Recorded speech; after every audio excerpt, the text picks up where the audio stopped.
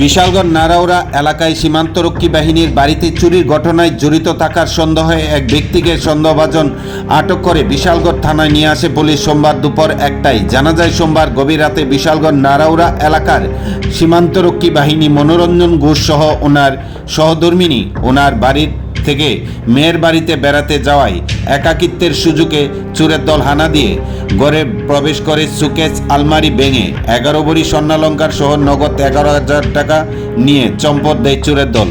বিশালগড় থানার sub inspector Asit Bhattacharya সহ TSR জওয়ান সীমান্তরক্ষী বাহিনী মনোরঞ্জন ঘোষের বাড়িতে চুরির ঘটনার খবর পেয়ে ছুটে যায় এবং ঘটনার তদন্ত শুরু করেন। উক্ত ঘটনার সঙ্গে জড়িত থাকার অভিযোগে সন্দেহভাজন এলাকার নবীর মিয়া, পিতার নাম গফুর মিয়া নামে এক ব্যক্তিকে জিজ্ঞাসাবাদ করতে থানায় নিয়ে আসে।